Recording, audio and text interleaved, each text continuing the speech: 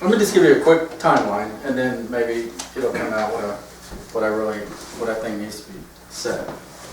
Perhaps if I can find this. Okay, I was born in 1967. All right, 55. All right, 55. From 67 to 87. That's a time of beautiful family, parents, my church upbringing. I'm Baptist upbringing, Southern Baptist, but a very nice, loving family. Love my family. They love me. Okay. Single years, then I'm coming out 88 to 92. Okay, we're doing that thing. What am I really going to do? I meet Amy. Then we split back up. We lose contact with each other. We come back in contact. I'm married to her in 93. Okay.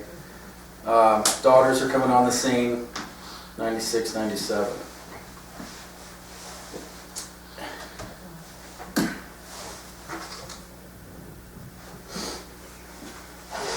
And then a few years later, 2000 returns. And I've got everything that a person can have. And I'm loved by my family. And I have a beautiful church family, and I'm a Christian, and it's good. Okay, I want to say that it's really good. But I have zero peace at this time in my life. Okay, it's very destructive. And so as these daughters are coming up, I'm starting to realize, well, they're, like we know, it's ingrained, they've got to be saved or they're going to go to hell. And that's hitting me somehow, but how am I going to talk to the little girls about that? So Chris and I worked together. Okay, we met. I'll just try to skip, it's not be long. But we met 20 years, during this time period of, and we started working together when my oldest daughter was born. So that was 96, yeah. And we worked until 2016. So we're just two Christian guys trying to be good Christians, good husbands, good fathers, and trying to figure that out. And it wasn't working for either one of us, really, but it looks good, feeling good. And then we got into the grace type movement stuff, Steve McVey and all that. Beautiful stuff. I couldn't get that to work either. It became, just allow. I moved away from the law type thinking. I was under grace, but then it was all about allow Jesus to live your life through you. Well, how do you do that? I wasn't seeing that. Wasn't seeing it. I couldn't allow him to do anything. And I didn't see him, God loving through me. I didn't see it. And then the message of salvation of all. Through that grace movement, though, and all the things I could talk about, somebody dropped salvation of all bomb in the room. And this was a church type meeting. Deacons, things like that. And so I heard it. I didn't know what to do with it. Chris he wasn't offended by it. The whole room was offended by the comment. There's a room full of Baptist deacons, things like that. And so they couldn't, of course, salvation law couldn't be true. He wasn't, but that started my journey. Chris was like, well, what would be wrong with that? Or is that what you said? Something like that. I said, why wouldn't that be good news? Yeah, why wouldn't that? Yes. And so with that, and then with John Moneypenny, he's the one that come out as part of that grace movement, I'll call it, under Steve McVey and that ministry, if you will. He come out with a paper that explained why he believed in the salvation of all. And then also me confirming with the 6-year-old daughter at the time, or 7, Haley.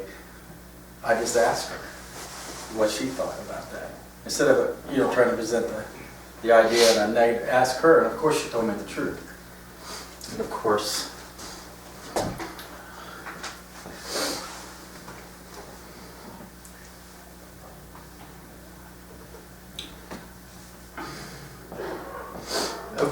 our Father is love. Of course God is love. So I had salvation of all. Okay? And it hit. This was years in the making, and I looked at the papers, and I looked at all the verses we could talk about. But it hit, and I got it. And I'm telling Amy, I'll never forget her to say what she said one time. How do you know? How are you so sure? Because this is a time I'm in a Baptist church. Okay, I'm in men's groups. She's probably thinking this is not going to go over in the Sunday school class very well. and it did not. It didn't. Because then I started wanting to share this love that I was healed in. Something healed, like Jesus really is the Savior. I started trying to share that. You know where that leads. I didn't understand, but that was my transition out of church. It took a couple of years probably. And then I transitioned in, then I found these guys. Clyde, Dan Sheridan, Martin Zender, Alan Hess, all these guys that were, online. I just found them online. I started chasing them around because they're doing conferences. And we started doing that. And I was learning, picking up things. But here's what I'm going to lead. Okay, what I want to lead to, what I want to maybe say for someone in the room, or whatever, as you're on your journey. Chris and I like to say we're just sharing our journey, so try to tell you where I'm at now. During those years, until just a couple of years ago, I became, let me see, how do I want to say it? All these things that we can point out,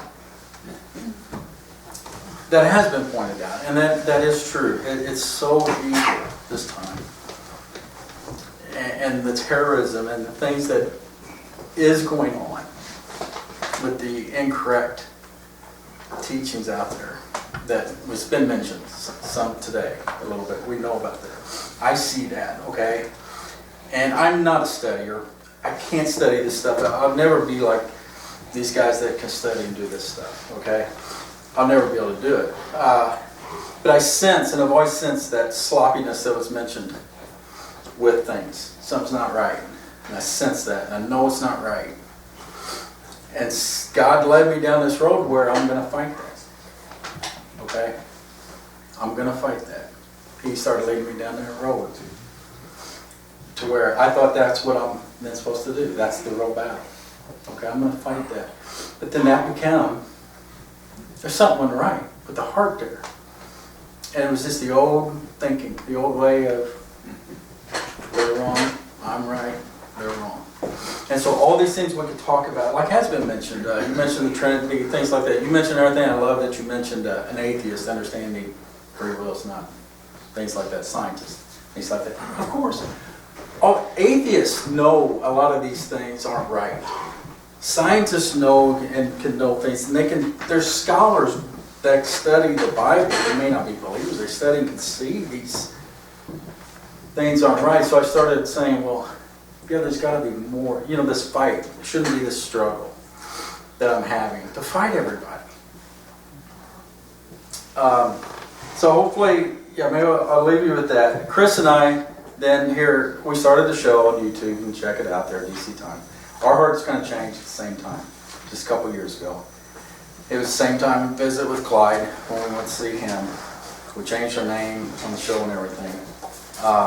Because something just wasn't right. So what I guess I want to get across, or what I want to ask all you to do for me, and we'll do for each other, we'll pray for each other, that we are tied, in this unity, and that the only response I can think of to this world, or to your family members and the people that you're sharing with, is love. That's it. That's the only response. And learn from them. Learn from them.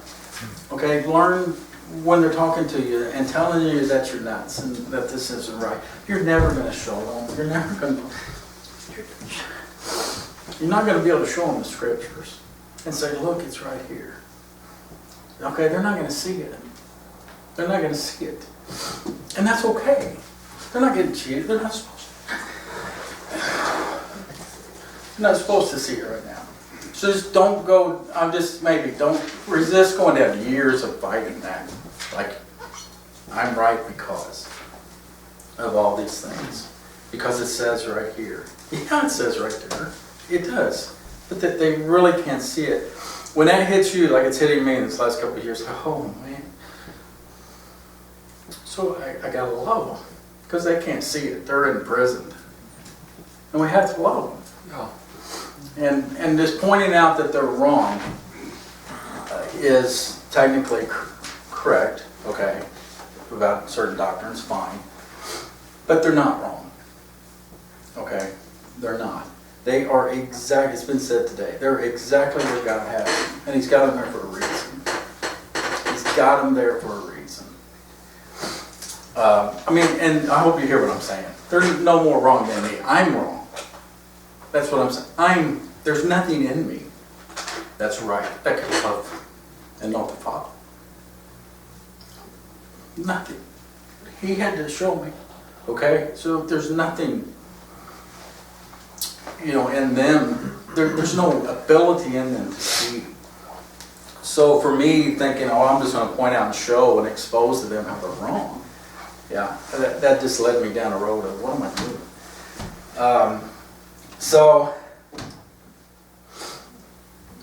Hey, thanks for letting me share that. It's big. Obviously, it's big. I can't really get through it. I wasn't prepared, but I'll just stop there. I'm really thankful for my wife Amy and how she's supported and helped me. She's always had the sovereignty of God. She had that through. It's incredible there. And then, my buddy Chris, this journey we're on, to put the things out there. I'm really thankful for that.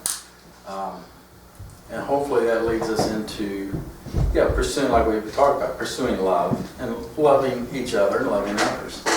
And doing it in a way where it's, I don't want to say it, where it's all of God, but I want to see God do that. I want to know what it is to love an enemy. I want to know and experience loving, truly loving. And that's different than what I was doing.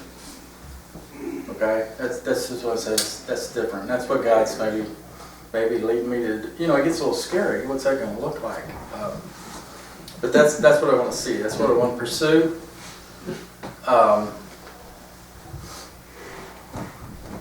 That's what I want to be about. And I want to be able to look at anybody in this world and tell them they're not wrong. They're just not wrong. They're God's perfect creation. Perfect. He knows exactly what he's doing. This thing of evil and sin and all, it's real, but it's a little bit of an illusion. It's a little bit of an illusion. We're not seeing it all. Okay? Yeah. He's got a plan for it. Yeah. He's got a plan for all that. He's going to make all that right. Yes. All the sin, all the wrong. It's going to be made right. It's not just going away. It's not just going away. I mean, it's so much more that I don't understand yet. But I know it's coming. And I know all these people that disagree now use that. Use that to your advantage. Use that. Love them and learn from them. And